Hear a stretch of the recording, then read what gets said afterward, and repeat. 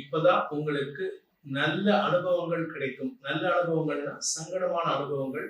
முதல் 5 மாதம் பெருசா பிரச்சனை இல்லை. ஏன்னா குரு பார்வை ராசிக்கு இருக்கிறதுனால உங்களுக்கு பெருசா பாதிப்பு இல்லை.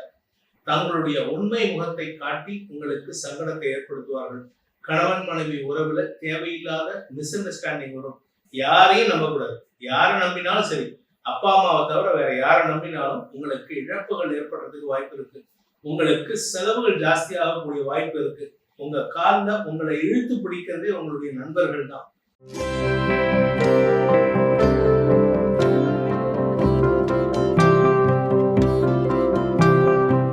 அனைத்து நல்ல காலம் பிறக்குது சேனல் நேயர்களுக்கும் உங்கள் வேத ஜோதிடர் பிரகாஷ் நரசிம்மனின் இனிய புத்தாண்டு நல்வாழ்த்துக்கள். ஆங்கில புத்தாண்டு நல்வாழ்த்துக்கள். 2025 ஹாப்பி நியூ இயர்.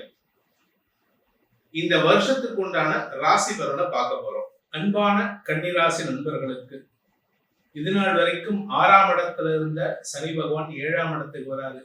இப்பதான் உங்களுக்கு நல்ல அனுபவங்கள் கிடைக்கும். நல்ல அனுபவங்கள்னா சங்கடமான அனுபவங்கள். நண்பர்கள் விஷயத்திலோ நீங்க யாரை நம்புறீங்களோ அவர்களை பற்றின புரிதல் ஏற்படுத்துகின்ற ஆண்டாக இருக்கும். இதுல 10ஆவதுக்கு இத்தனை நாள் இந்த மே மாசம் வரைக்கும் குரு உங்க ராசியை பார்க்கறதுனால சனி என்ன கெடுதல் பண்ணாலும் அதை சமாளிக்கக்கூடிய அறிவாற்றலை குரு கொடுத்துட்டு இருப்பாரு. இத்தனை நாள் நீங்க குழந்தைத்தனமா பிஹேவ் பண்ணுவீங்க. அதுக்கெல்லாம் எல்லாருமே கிண்டல் பண்ணிட்டு விட்டுட்டு போயிடுவாங்க. ஆனா இனிமேல் அவர்களுடைய 2ஆம் முகத்தை நீங்கள் பார்க்கக்கூடிய ஆண்டாக இந்த ஆண்டு இருக்க போகுது. முதல் 5 மாதம் பெருசா பிரச்சனை இல்லை. ஏன்னா குரு பார்வை ராசிக்கு இருக்கிறதுனால உங்களுக்கு பெருசா பாதிப்பு இல்லை. குரு மட்டும் இல்ல, உங்களுடைய முன்னோர்களின் ஆசீர்வாதத்தையும் பெறக்கூடிய நாட்களாக இருக்கும். இந்த மே மாசத்துக்கு மேல குரு பயிற்சி நடக்கும். மே மாசம் 14ஆம் தேதி அன்னைக்கு குரு ரிஷப ராசியிலிருந்து மிதுன ராசிக்கு வரார், தசமஸ்தானத்துக்கு வரார். அந்த சமயத்துல அபிஷியல் என்விரான்மெண்ட், நீங்க யார் கூட பழகுறீங்களோ, நீங்க வேலை பண்றவரா இருந்தா வேலை பண்ற இடத்துல உங்க கூட ஒர்க் பண்றவங்க தங்களுடைய உண்மை முகத்தை காட்டி உங்களுக்கு சங்கடத்தை ஏற்படுத்துவார்கள். கணவன் மனைவி உறவுல தேவையில்லாத மிஸ் அண்டர்ஸ்டாண்டிங் வரும்.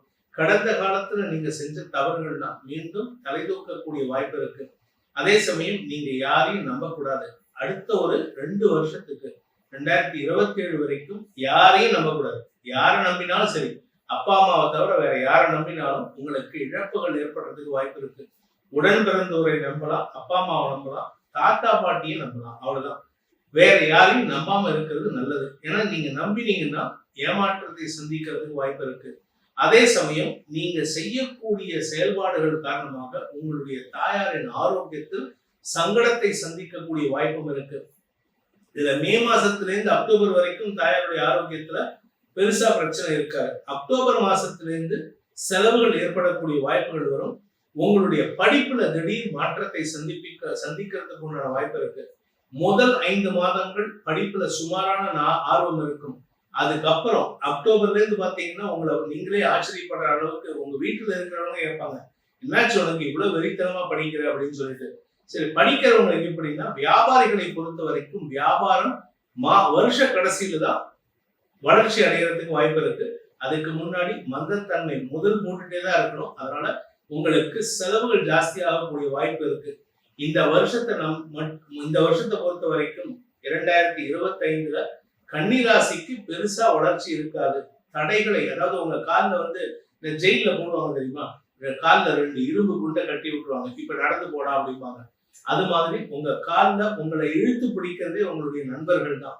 உங்களை படிக்கணும்னு நினைக்கிறவங்களுக்கு, வேலை பண்ணணும்னு நினைக்கிறவங்களுக்கு, தொழில் செய்யணும்னு நினைக்கிறவங்களுக்கு, வியாபாரம் செய்யணும்னு நினைக்கிறவங்களுக்கு எல்லாம் உங்க கூட இருக்கிறவங்களை நம்புறதுனாலதான் வரக்கூடிய பிரச்சனை.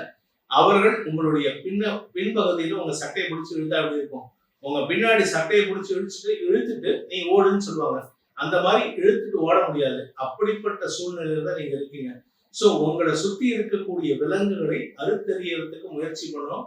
நல்ல நண்பர்களை சேமிக்கிறதுக்கு முயற்சி பண்ணணும். ஆனா இந்த வருஷம் கடன் சார்ந்த விஷயங்கள்ல அதிகரிக்கிறதுக்கு வாய்ப்பு இருக்கு. ஏன்னா 6ஆம் இடத்துக்கு குரு பார்வை வருது.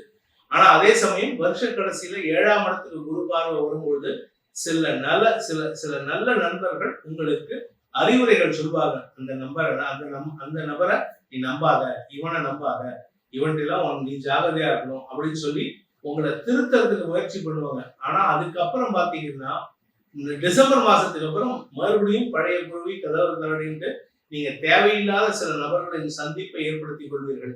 இந்த வருஷத்தை பொறுத்த வரைக்கும் படிக்கிற குழந்தைகளாகட்டும், திருமணமான தம்பதிகளாகட்டும், உத்தியோகத்தில் இருப்பவர்களாகட்டும், வேலைக்கு செல்பவர்களாகட்டும், உங்க கூட இருக்கிறவங்களாலதான் உங்களுக்கு சிக்கல். நீங்க யார் க்ளோஸ் ஃப்ரெண்டுன்ட்டு நம்ம சில பேர் வச்சிருப்போம், அவன்கிட்ட தான் எல்லாத்தையும் உணர்வோம்.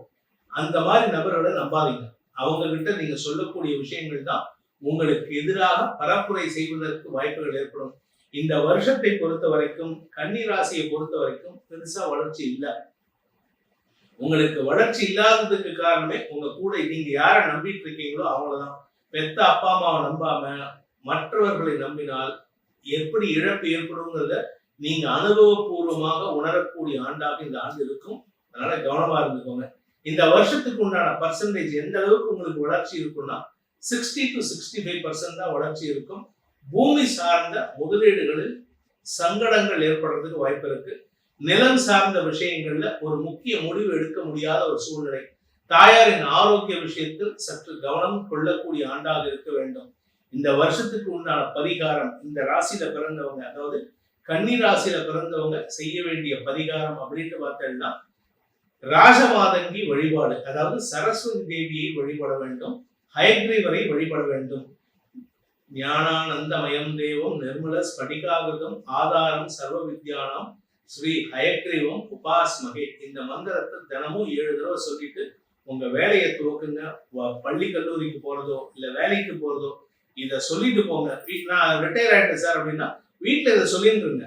உங்க ஆத்துல இருக்கும் போது இந்த மனசுல சொல்லிட்டே இருந்தேன்னா தவறான எண்ணங்கள் வராது. தவறான நபர்கள் உங்களிடம் வராமல் ஹயக்ரீவர் உங்களை காப்பாற்றி நல்வழிப்படுத்துவார், நல்ல நிம்மதியை ஏற்படுத்துவார். இந்த பலன்கள் அனைத்தும் உங்களுடைய தனிப்பட்ட ஜாதகத்திற்கு ஏற்ப மாறுபடுவதற்கு வாய்ப்பு இருக்கு.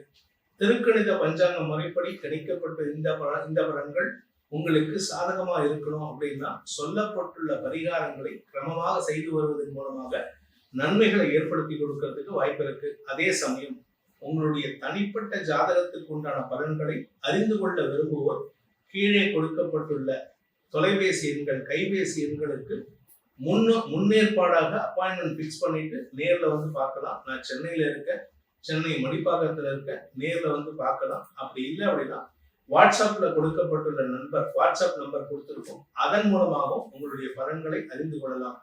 உங்கள் அனைவருக்கும் இந்த 2025வது ஆண்டு அனைத்து விதமான யோகங்களையும் கஷ்டங்களற்ற சந்தோஷமான வாழ்க்கையும் அமைத்து கொடுக்க வேண்டும் எனும் அடியேனின் பிரார்த்தனையை சமர்ப்பித்து உங்கள் அனைவருக்கும் நல்வாழ்த்துக்களை தெரிவித்துக் கொண்டு உங்களிடமிருந்து விடைபெறுவது உங்கள் வேத ஜோதிடர் பிரகாஷ் நரசிம்மனின் அன்பான வணக்கங்களுடன்.